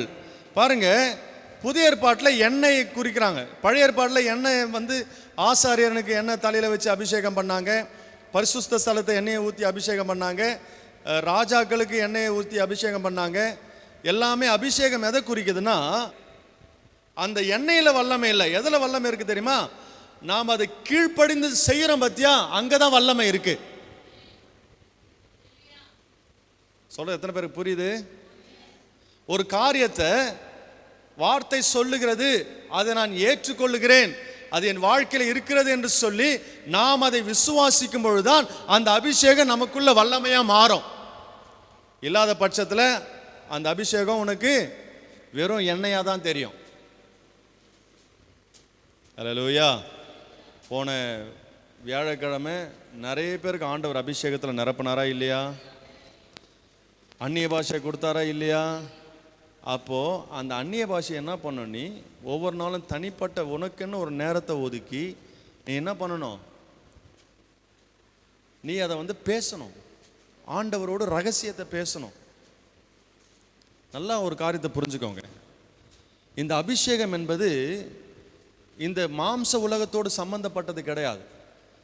அபிஷேகத்தை அந்நிய பாஷை பேசுகிறவன் தேவனோடு ரகசியத்தை பேசுகிறான். நானும் ஒரு சீசனில் நான் யோசித்தேன், இந்த அபிஷேகத்தை நம்ம எதுக்கு பேசணும்னு. ஆனால் அது பேச பேச தான் நம்ம தேவையில்லாத எண்ணங்களை தவிர்த்து நம்ம ஆண்டவரோடு கனெக்ட் ஆகிறோன்றதை நான் தெளிவாக புரிஞ்சுக்கிட்டேன். அல்லேலூயா, அல்லேலூயா. ஒரு சிலர் அபிஷேகத்தில் நிரம்பும் பொழுது கீழே விழுவாங்க. ஒரு சிலர் நிறைஞ்சு என்ன பண்ணுவாங்க? அவங்க மேலே கீழே கொஞ்சம் ஜம்ப் பண்ணுவாங்க, இருக்கும். ஒரு சிலர் அழுவாங்க. ஒரு சிலர் அபிஷேகத்தில் நிரம்பினாங்கன்னா சிரிப்பாங்க. ஒரு சிலர் தொட்டா விழுவாங்க. இதெல்லாம் நடக்கும், நிச்சயமா இருக்கு. இது அது நம்ம வந்து நான் விழக்கூடாது, நான் வந்து எனக்கு வேணாம், இது வேணான்னா அது உனக்கு நடக்காது. நம்ம மனசை முற்றிலுமாக ஆண்டவருக்கு நம்ம மனசை ஃப்ரீயாக விட்டுட்டோன்னு வச்சுக்கேன், ஆண்டவர் கிரியை செய்கிறத நம்ம பார்க்க முடியும். எலியா இங்கே இருப்பார், திடீர்னு பார்த்தா என்ன பண்ணுவார், வேற ஒரு இடத்துல இருப்பார். எலியா இங்கே ஒரு இடத்துல பேசிக்கினே இருப்பார். டக்குன்னு அவனுக்கு வந்த உடனே என்ன பண்ணுவார், அங்கேருந்து ட்ராவல் பண்ணி வேற எங்கன்னா போயிடுவார். எப்படி போனார் அவர்? பைபிள் பொய் சொல்லுதா? பைபிள் கட்டுக்கதையா?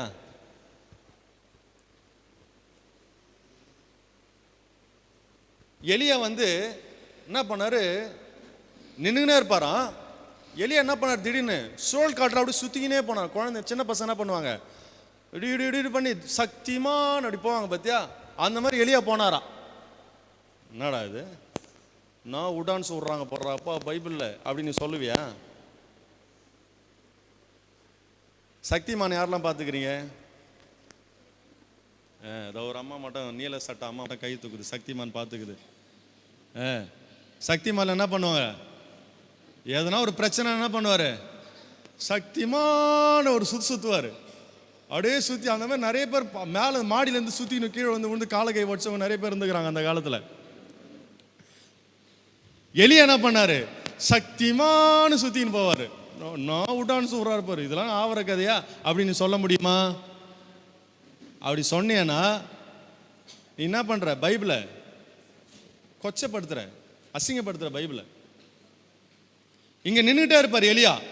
பிரச்சனை வந்தவொடனே அவர் டக்குன்னு ஆண்டவர் என்ன பண்ணுவார், ஆவியில் அவனை வந்து வேற இடத்துல ட்ராவல் பண்ண, அந்த ஒரு நொடியிலே வேற இடத்துல போயிடுவான். அவன் அங்கே இருக்க மாட்டான், பார்க்க மாட்டாங்க. அவனை என்னடா அது இங்கே தான் இருந்த மாதிரி இருந்தால் அதுக்குள்ளே காணமே, நான் உடான்னு சொல்லுறா பைபிள் அப்பா அப்படின்னு சொல்லுவியா? எலியா போனதெல்லாம் பொய், அதெல்லாம் சொம்மா. அது எப்படி நடந்திருக்கும்? அப்படி வீட்டு பின்னாடி போய் ஒளிஞ்சுக்கின்னு அப்படியே போயிட்டு இருப்பாருன்னு சொல்ல முடியுமா? எலியாவுக்குள்ள அந்த வல்லமை இருக்கிறது என்று சொன்னால் இன்றைக்கும் அந்த அபிஷேகம் நமக்குள்ள கிரியை செய்ய வல்லமையா இருக்கு. எத்தனை பேர் விசுவாசிக்கிறீங்க? இந்த விசுவாசம்தான் நமக்குள்ள இருக்க வேண்டும். பேதுரு ஜெயிலில் போட்டாங்க. யார? பேதுருவை ஜெயிலில் போட்டாங்க. ஜெயிலில் போட்டு பூட்டிட்டு போலீஸ்காரங்களாம் வெளியே உட்காந்துன்னு காவல் காத்துனுக்கிறானுங்க. இவன் என்ன பண்ணுறான், பேதுரு திடீர்னு தேவதூதர் உள்ளே வந்து கையை பிடிச்சின்னு அப்படியே வெளியே கூட்டின்னு போய்கினே இருக்கிறாரு. எப்படி போனார் அவரு? போலீஸ்காரன் கையில் கொடுத்து சாவியை கொடுத்து, எப்பா நான் தூங்குறேன், நீ எஸ்கேப் ஆகிறதா சைலண்ட்டாக எஸ்கேப் ஆகிடு, இந்த சாவின்னு கொடுத்துட்டு போனாரா போலீஸ்காரனுக்கு? சொல்கிறது புரியுதா? அந்த வசனம் இருந்தவன் எடுத்தா வாசிங்க. சரி, அப்போஸ்தலர் 12வது அதிகாரம் வாசிங்க. அப்போஸ்தலர் 12 6வது வசனத்திலேருந்து வாசிங்க. அப்போஸ்தலர் 12:6. ஏரோது அவனை வெளியே கொண்டு வரும்படி குறித்திருந்த நாளுக்கு முந்தின நாள் ராத்திரியிலே பேதுரு 2 சங்கிலிகளினாலே கட்டப்பட்டு 2 சேவர்கள் நடுவே நித்திரை பண்ணி கொண்டிருந்தான். காவல்காரனும் கதவுக்கு முன்னிருந்து சிறைச்சாலையை என்ன பண்ணிட்டு இருந்தான்? பேதுரு எங்க இருக்கிறான்? அவனுக்குள்ள இருந்த அபிஷேகம் எப்படி செயல்படுது பாரு, ஆவிக்குரிய உலகம் எப்படி செயல்படுதுன்னு பாருங்க. ஏரோது அவனை வெளியே கொண்டு வர்றதுக்கு நாளைக்கு வெளியே கொண்டு வரலான்னு பிளான் பண்ணியிருக்கிறான். இன்னைக்கே அவன் வந்து ஜெயிலேருந்து வெளியே போனான். எப்படி வெளியே போனான்? என்ன பண்ணியிருந்தாங்க பேதுருவை? என்ன பண்ணியிருந்தாங்க? சும்மா கட்டுற மாதிரி சங்கிலியில் கட்டி வச்சிருந்தாங்களா? ஹலோ, என்னை பாருங்க எல்லாம். இங்கே நீங்கள் எப்படி நம்புறீங்கன்னு நான் உங்களை டெஸ்ட் பண்ணுறேன். எப்படி நமக்கு நம்பிக்கை உண்டாகுதுன்னு இங்கே பாருங்கள். எப்படி அவன் வெளியே வந்தான்? மாம்சத்திலே நான் பேசுகிறேன். எப்படி வெளியே வந்தான் அவன்? நீங்கள் சொல்லுங்கள் எனக்கு. நிறைய பேர் மனசில் எப்படி திரும்ப ஓடும், அவன் வந்து போலீஸ்காரன்ட்ட பேசி வச்சிட்ருப்பான், லஞ்சம் கொடுத்துட்ருப்பான். எப்படி வெளியே வந்தான்? தேவஜனமே, உங்களை ஆண்டவர் நேசிக்கிறாரு, நல்லா புரிஞ்சுக்கோங்க. நான் இதெல்லாம் உங்களை கேள்வி கேட்கறதுனால உங்களை நான் கர்த்தர் உங்களை நேசிக்கிறார். தேவஜனமே, உங்கள் வாழ்க்கையில் ஒரு பெரிய அற்புதத்தை நீங்கள் பார்க்கணும். இதெல்லாம் நான் உங்களுக்கு பேசுகிறதுனால எனக்கு ஒன்றும் லாபம் கிடையாது. நான் ஒரு மெய்ப்பனாக இருந்து உங்களை நடத்த வேண்டிய இடத்துல நான் இருக்கிறேன். உங்களுக்காக ஒவ்வொரு நாள் நான் பாரப்படுகிறேன். ஆகையில தான் நான் உங்களுக்கு நான் பேசிக்கிட்டு இருக்கிறேன். பேதுரு ஜெயிலில் இருக்கும்போது என்ன பண்ணுறான், எப்படி இருந்தான்? ஜெயிலில் என்ன பண்ணியிருந்தாங்க? ஜெபமா பண்ணியிருந்தான் பாருங்க. தூங்கினுக்கிறாங்க, தூங்கிட்டு இருக்கிறான் பேதுரு. ஜெபம் கூட பண்ணல. ஜெபம் பண்ணாங்க ஒரு டைம். பவுலும் சீலாவும் ஜெபம் பண்ணி சிறைச்சாலை. இங்க வந்து பேதுரு என்ன பண்றாரு?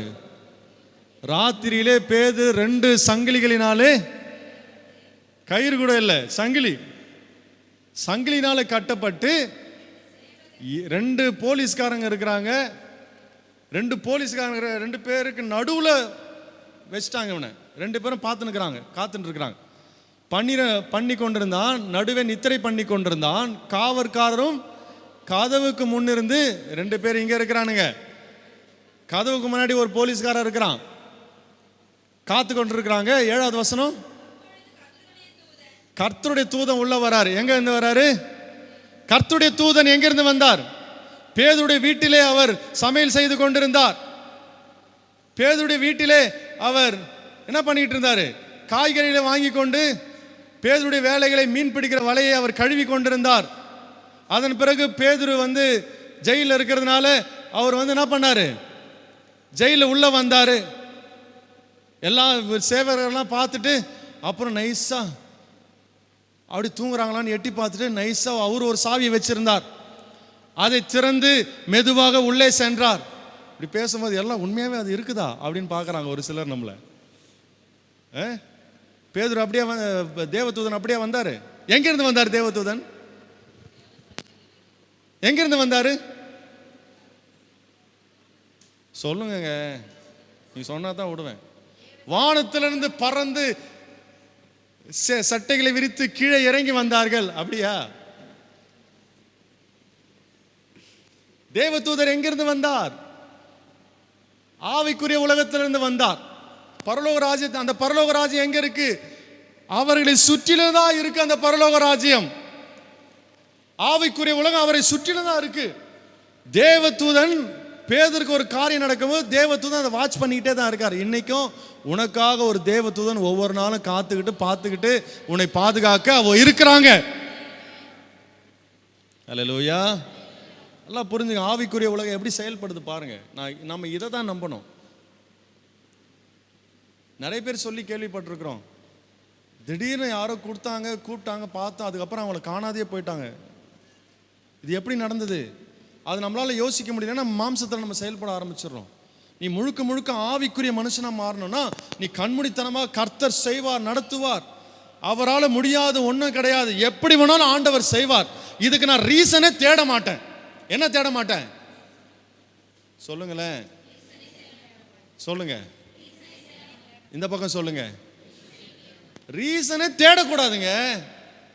ஆண்டவர் சொன்னா செய்வார் என்பது அடுத்தது நம்ம ரீசனையே தேடக்கூடாது. தேடுறதுனால நம்ம சில நேரத்தில் எனக்கு வரும், அது சில நேரத்தில் என்ன வரும் தெரியுமா? ஆண்டவர் இதை கொடுக்குறார், ஓ ஓகே அவங்க நமக்கு இருக்கிறாங்க, அவங்க மூலமாக நம்ம இது நடக்கும், ஓ ஓகே ஆண்டவர் செய்கிறேன்னு சொன்னார்னா இவங்க வந்து நமக்கு ஏதோ செய்ய போகிறாங்கன்னு நினைக்கிறேன். ஹல்லேலூயா. ஆண்டவரே இவங்க மூலமாக செய்ய போகிறதுக்காக நன்றி. கடைசியில் அவங்க மூலமாக வரவே வராது எனக்கு. சில நேரத்தில் வந்தாலும் அது மாம்சத்தில் தான் வந்தது. அது ஆண்டவர் சொன்னால் செய்வார்னா நீ நினைக்காத இடத்துலேருந்து கர்த்தர் உனக்கு கொடுத்து உன்னை ஆசீர்வதிப்பார். அதுதான் ஆண்டவர் செய்யறது. ஹல்லேலூயா. முடியாது நடக்காத இடத்துல நடக்க வைப்பார். பேதுரு ஜெயில உள்ள இருக்கிறான், கம்பியை எண்ணிக்கிட்டு இருக்கிறான். தேவதூதன் கம்பியை புகுந்து கம்பியை தாண்டி உள்ள வரான். ஆவிக்குரிய மண்டலம், அந்த ஸ்பிரிச்சுவல் வேர்ல்டு வந்து இந்த மாம்ச வேர்ல்டோட ஆக்சஸ் ஆகுது, செயல்படுது, கனெக்ட் ஆகுது. அது எப்படி கனெக்ட் ஆச்சு? அதை நான் ரீசனை தேட முடியல, ஆனால் கனெக்ட் ஆச்சு. அது எப்படி நடந்தது அது எனக்கு தெரியாது, ஆனால் நடந்தது. அதன் பிறகு என்ன ஆச்சு பாருங்க. அப்பொழுது கர்த்தருடைய தூதன் அங்கே இருந்து வந்து நின்றான். அறையிலே வெளிச்சம் பிரகாசித்தது. அவன் பேதுருவை விலாவிலே தட்டி சீக்கிரமாய் எழுந்திரு என்று அவனை எழுப்பினான். உடனே சங்கிலிகள் அவன் கைகளில் இருந்து விழுந்தது. எப்படி விழுந்துச்சு சங்கிலி? மனுஷனோட புத்தி அப்படிதான் போகும். எப்படி விழுந்துச்சு? கட்டி இருந்தாங்க, யார் அவுத்துது? எப்படி விழுந்துச்சு? எப்படி விழுந்துச்சுன்னு தெரியல, ஆனால் விழுந்துச்சு. நம்ம என்ன சொல்லணும்? பக்கத்தில் சாவி எடுத்து நைஸாக பாக்கெட்டில் போலீஸ்காரன் பாக்கெட்லேருந்து யார் எடுத்தது சாவியை? யார் எடுத்தது? திருடனை போல தேவதூதன் அவன் பாக்கெட்டில் கையை விட்டாரு. அவனால் அவன் நிதானமே தெரியாமல் தூங்கிட்டு இருந்தான்.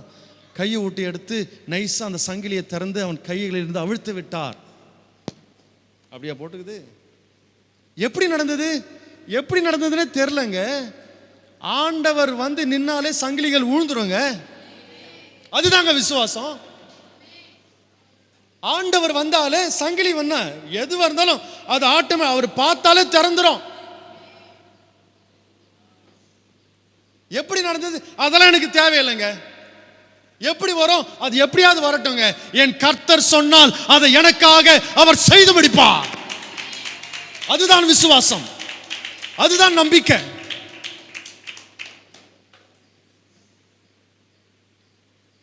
எப்படி நடக்கும்? தேவனால் கூடாத காரியம் ஒன்று உண்டோ? ஹல்லேலூயா, ஹல்லேலூயா. ரொம்ப நீங்க எதுக்குமே விசுவாசத்திற்கு நீங்கள் காரணத்தை தேடுவீர்கள் என்று சொன்னால் உங்கள் விசுவாசம் வளரவே வளராது. விசுவாசம் ஆண்டவர் சொன்னால் அதை செய்வார் என்று ஆமென் ஹல்லேலூயா என்று அதை நம்பும் பொழுதுதான் விசுவாசத்தில் நீங்க வளருவீங்க.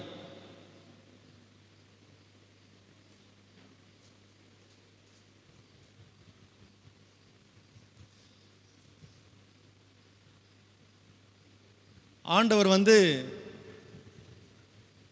ஆபிரகாமுக்கும் சரி மரியாளுக்கும் சரி எல்லாருக்கும் வந்து அவங்க கேட்ட கேள்விக்கெல்லாம் வந்து கரெக்டாக வந்து சொல்யூஷன் கொடுக்கல. எப்படி நான் புருஷனை அறியேனே, எனக்கு எப்படி குழந்தை பிறக்கும்னு சொல்லி கேட்டாலா? யாரு? யாருக்கு? சாராளா? மரியாள் கேட்டா. மரியாள் என்ன பண்ணா? எனக்கு புருஷனே கிடையாது, எப்படி எனக்கு குழந்தை பிறக்கும்? அப்படியாங்க. ஆக்சுவலி என்ன நடக்கும்னா, உக்கார், ஒரு நோட்டு எடுத்துன்னு வா, ஒரு பேனா எடுத்துன்னு வா, நான் உனக்கு என்ன பண்ணுறேன் எக்ஸ்பிளைன் பண்ணுறேன், உக்கார், இது போய் இப்படி வந்து அப்படி போய் இதெல்லாம் நடந்து அதுக்கப்புறம் உனக்கு உண்டாகும். அப்படியா சொல்லி கொடுத்தாரு. அவ கேட்ட கேள்விக்கு ரெண்டாவது பதில் என்ன? எங்கே எப்படி வந்தது? ஆண்டவர்கிட்ட இருந்து என்ன பதில் வந்தது?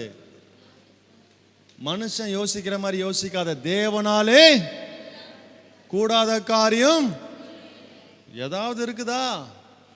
அல்லேலூயா. தேவஜனமே, உங்களுக்குள்ள இருக்கிற அபிஷேகம் அவ்வளோ வல்லமை உள்ளது. உங்களுக்குள்ள இருக்கிற அபிஷேகம் அவ்வளோ வல்லமை உள்ளது. நீங்க அதை நம்புங்க, அதை விசுவாசிங்க. கர்த்தர் உங்களை கொண்டு பெரிய காரியங்களை செய்வார். அல்லேலூயா, அல்லேலூயா. இதை வந்து நம்ம என்ன பண்ணணும்? இந்த அபிஷேகத்தை என்ன பண்ணணும்? படிக்கவே முடியலையானாலும் ஆண்டவர் எனக்கு ஞானத்தை கொடுப்பார்னு சொல்லிக்கிட்டே இரு. உன் வாழ்க்கையில் ஆண்டவர் உன்னை கொண்டு செய்கிற காரியமே பயங்கரமாக இருக்கும். அல்லேலூயா, அல்லேலூயா. ஒரு ஆமென் சொல்லுங்க பார்க்கலாம்.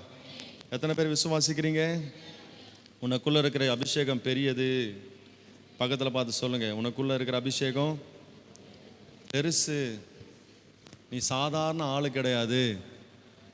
உனக்குள்ள அசாத்திய அபிஷேகம் இருக்கு. உன் ஆண்டவர் வல்லமையாக எடுத்து பயன்படுத்த போறாரு. நான் சொல்றேன், கவனிங்க. நீங்க வந்து விசுவாசத்திலே வீக்காக இருந்தாலும் கவலைப்படாதீங்க. உனக்குள்ள ஆண்டவர் பெரிய காரியங்களை செய்ய போறான். எல்லாத்துக்கும் ஒரு காலம் இருக்கு. நீ வந்து விசுவாசம் இல்லைன்னா உன் ஆண்டவர் விட்டுட்டு போயிட மாட்டார். அப்படிப்பட்ட ஆண்டவர் கிடையாது. அல்லேலூயா, அல்லேலூயா. எனக்குள்ள சில பலவீனங்கள் இருந்தாலும் என்னை விட்டுட்டு போயிட மாட்டார் ஆண்டவர். அந்த பலவீனத்தை சரி செய்வதற்காக தான் என் ஆண்டவர் எனக்குள்ள வந்தார். ஒரு பொருளை நம்ம வாங்குறோம்னா பர்ஃபெக்டாக இருந்தால் தான் வாங்குவோம், சுத்தமான பொருளாக இருந்தால் தான் வாங்குவோம். ஆனால் உன்னை என்னை ஆண்டவர் ரத்தத்தை கொடுத்து வாங்கும்பொழுது நாம் வந்து இம்பர்ஃபெக்டாக இருந்தோம். ஒரு பர்ஃபெக்டான ஆளே கிடையாது. நம்மளை வாங்கிட்டு என்ன பண்ணுறாரு? அவரை நோக்கி பார்க்க பார்க்க பார்க்க நமக்குள்ளே இருக்கிற தேவையில்லாத காரியம் என்ன பண்ணோம்? ஒன்று ஒன்றா போயிட்டே இருக்கும் வெளியே. அதுக்கு நம்ம இடம் கொடுக்கணும். ஒரு ஆமென் சொல்லுங்க பார்க்கலாம். அதுக்கு நம்ம இடம் கொடுக்கணும். சொல்லுங்க, எல்லாரும் சேர்ந்து சொல்லுங்க. அதுக்கு இடம் கொடுக்கணும். அதுக்கு இடம் கொடுக்கணும். அதுக்கு வந்து அதை ஏற்றுக்கிறதுக்கு மனப்பக்குவம் வரணும். இதை நான் ஏற்றுக்க மாட்டேன், நான் இப்படி தான் இருப்பேன், அப்படி தான் இருப்பேன்னா அது ஊம்பாடு. அல்லேலூயா, அல்லேலூயா. பரிசுத்த ஆவியானவர் வந்து வல்லமையாக உங்களுக்குள்ள கிரியை செய்ய இருக்கிறார். பழைய ஏற்பாட்டில் வந்து எப்படி கிரியை செஞ்சாருன்னா, தனியாக அபிஷேகம் வந்து ராஜாக்களுக்கு மட்டும், ஆசாரியருக்கு மட்டும், ஒருத்தருக்கு தனியா. ஆனா புதிய ஏற்பாட்டு காலத்துல எல்லாருக்குள்ளேயும் அபிஷேகமா இறங்கிட்டாரு. ராஜாக்களாகவும் ஆசாரியர்களாகவும் எல்லாரையும் ஆண்டவர் தெரிந்து கொண்டார். பழைய ஏற்பாட்டில் இருந்த அந்த அபிஷேகம் ஒவ்வொருத்தருக்கும் தனித்தனியா இருந்தது, அவங்களுக்கு மட்டும்தான் செயல்படும். இன்னைக்கு அந்த அபிஷேகம் உங்களுக்குள்ள எல்லாருக்குள்ளேயும் செயல்படுது. ஒரே அபிஷேகம் தான், ஆனா வித்தியாசமான கிரியைகள் உங்களுக்குள்ள நடக்கும். நல்லா கவனிச்சுங்க. ஆண்டவருடைய அபிஷேகம் உனக்குள்ள இருக்கிறதுனால அந்த அபிஷேகத்தை நீ பிடிச்சிக்கிட்டேன்னா நீ செய்யற வேலையில அந்த அபிஷேகம் உனக்கு உயர்த்தும். அந்த அபிஷேகத்தை நம்ம அப்படியே ஏற்றுக்கொண்டா நீ எந்த இடத்துல வேலை செய்யறியோ, எந்த இடத்துல என்ன செய்து கொண்டிருக்கிறாயோ அதை 10 மடங்காக உனக்கு ஆசீர்வாதமா கொடுக்கும் அந்த அபிஷேகம். அல்லேலூயா, அல்லேலூயா. ஆவியானவர் ஒருத்தர் தான், ஆனா உனக்கு ஆவியானவர் செய்யற கிரியைகள், ஒவ்வொருத்தரையும் வச்சு செய்யற கிரியைகள் வித்தியாசமா இருக்கும். உனக்குள்ள இருக்கிற அந்த அபிஷேகம் பிசினஸ்ல விருத்தியை கொடுக்கும். உனக்குள்ள இருக்கிற அபிஷேகம் நீ செய்யற வேலையில ஆசீர்வாதத்தை கொடுக்கும். உனக்குள்ள இருக்கிற அந்த அபிஷேகம் உன் வீட்டிலே ஒரு அற்புதத்தை கொண்டு வரும். உன் பிள்ளைகள் மத்தியில் ஒரு காரியத்தை செய்யும். உனக்குள்ள இருக்கிற அந்த அபிஷேகம் பிள்ளைகளுக்கு நல்ல ஞானத்தை கொடுக்கும். உனக்குள்ள இருக்கிற அந்த அபிஷேகம் உன் வாழ்க்கையை எப்படி நடத்தணும் அந்த அபிஷேகம் உனக்கு சொல்லி கொடுக்கும். அந்த அபிஷேகத்தை நம்ம எப்படி நம்ம செயல்படுத்துறது வாழ்க்கையில, அந்த அபிஷேகம் நம்ம வாழ்க்கையில் எப்பவுமே அதை வந்து நம்ம ஃபீல் பண்ணிக்கிட்டே இருக்கணும்னா அதுக்கு ஒரே வழி ஜெபம், வேத வசனம், ஆண்டவருடைய காரியங்கள்.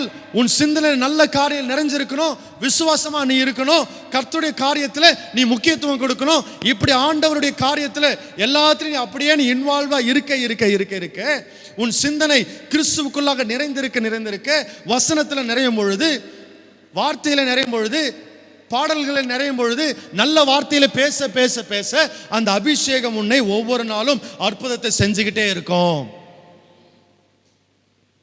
அல்லேலூயா.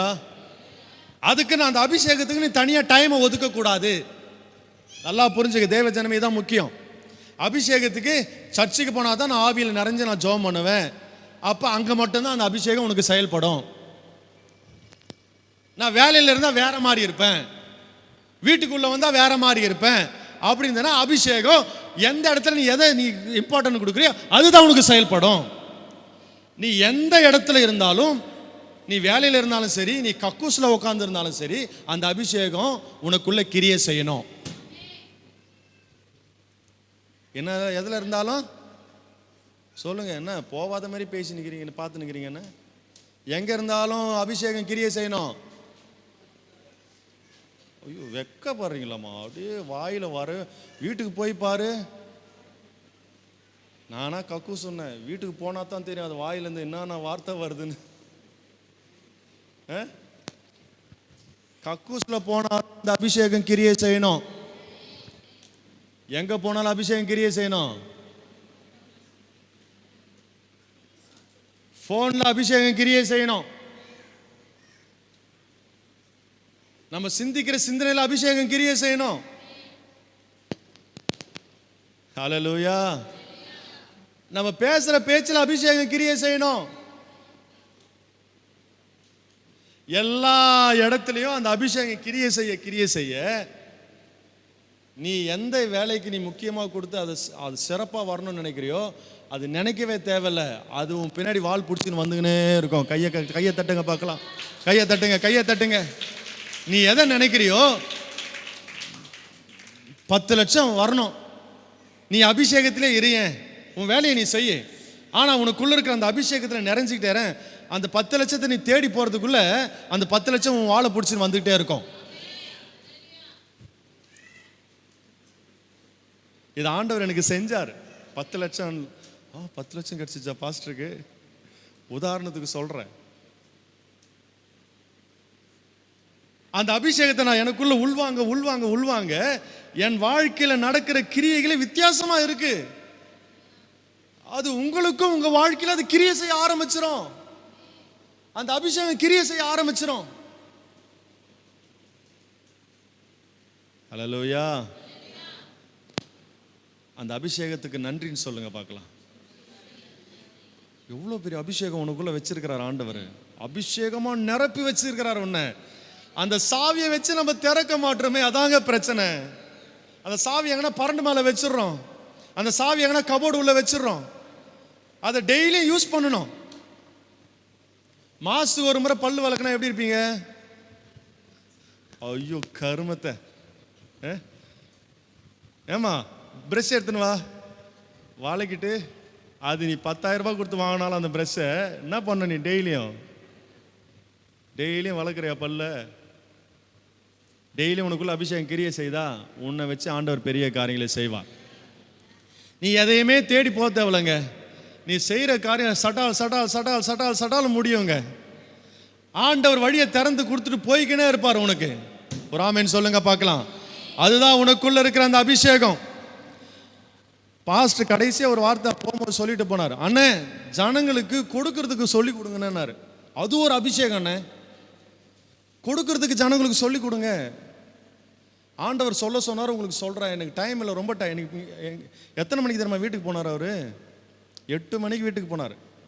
5:30க்கு சாப்பிட்டாரு. முடியல அவரால். காலையிலேருந்து சாப்பிடாம இருந்து எனக்கு ரொம்ப டயர்ட் ஆகிடுச்சு. அப்புறம் கடைசியாக போகும்போது சொல்லிட்டு போனாங்க, ஜனங்களுக்கு கொடுக்கறதுக்கு சொல்லி கொடுங்க. அது ஒரு அபிஷேகம். அவங்க ஆண்டவருக்கு எவ்வளோ கொடுக்குறாங்களோ அது திரும்ப அவங்களுக்கு கிடைக்கும். நீ கிழிஞ்சு போன 10 ரூபாவை நீ உண்டியில் போட்டேன்னா கிழிஞ்சு போன 10 ரூபாவாக தான் இருப்ப. நீ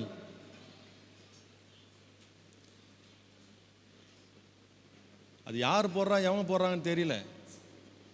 இதை நான் பேசணும்னு எனக்கு விருப்பம் இல்லை. சரி என்னத்த சொல்கிறத நான் விட்டுட்டு, ஆண்டவரே இவங்ககிட்ட சொன்னால் அவங்க என்ன அவர் சொன்னார், சொல்கிறத நான் சொல்லிட்டேன் உங்களுக்கு. வேணா நான் மறுபடியும் கூப்பிட்றேன், கேளுங்க. நீங்கள் எனக்கு அதை பேசலான்னு இருந்தேன், அது ஆண்டவர் பேச சொன்னார், பேசலான்னு இருந்தேன். ஆனால் டைம் கிடைக்கலன்னு போயிட்டார். நீங்கள் முடிஞ்சால் சொல்லுங்கன்னு சொல்லிட்டு போயிட்டார். நீ ஆண்டவருக்கு எப்படி கொடுக்குறியோ அப்படி தான் நீயா இருப்ப. அப்படி உன் வாழ்க்கை மாறிடும். நீ 10 ரூபாவை கடையில் செல்லாத 10 ரூபாவை இதுள்ள போட்டேன்னா உன் வாழ்க்கை என்ன இருக்கும்? செல்லா காசாக தான் மாறிடும். எவ்வளோ 10 ரூபாய் எடுத்து வெளியே போடுவோம் தெரியுமா? இன்னிலேருந்து ஒரு தீர்மானம் எடுங்க, கொடுக்கறதுக்கு மனசை திறந்து கொடு. ஹல்லேலூயா. ஆமென். ஆமென் சொல்றது பெரிய விஷயம் கிடையாது. சிந்திக்க ஆரம்பிங்க. காணிக்கை போடுறதுல கூட ஒரு அபிஷேகம் இருக்கு.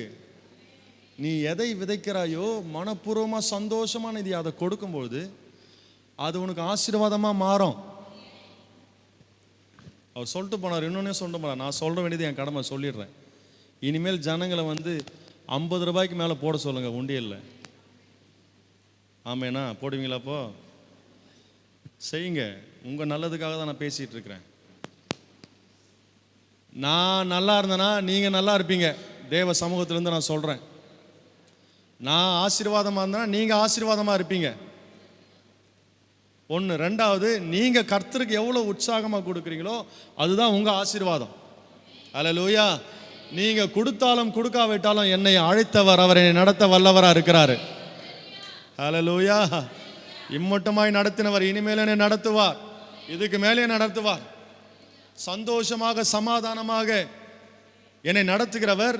எனக்குள்ளே குறைவுகள் இருந்தால் அது சரி செய்து என்னை நடத்த அவர் என்னை அழைத்தவர். அவர் உண்மை உள்ளவர். உங்க வாழ்க்கையில நீங்க ஆசீர்வாதத்தை நீ பார்க்கணுமா, செழிப்பை நீ பார்க்கணுமா, உன்னதத்து மேல உன்னதத்தை நீ வாழ்க்கையில பார்க்கணுமா, கொடுக்கறது கத்துக்கோ. ஓப்பனா சொல்றேன், ஒரு சிலர் தான் உற்சாகமா மனசுல இருந்து கொடுக்க ஆரம்பிக்கிறீங்க. உற்சாகமா கொடுக்குறாங்க. கர்த்தர் அவர்களை ஆசீர்வதிக்கட்டும். உங்களையும் கர்த்தர் ஆசீர்வதிப்பார். மனப்பூர்வமா கொடுங்க.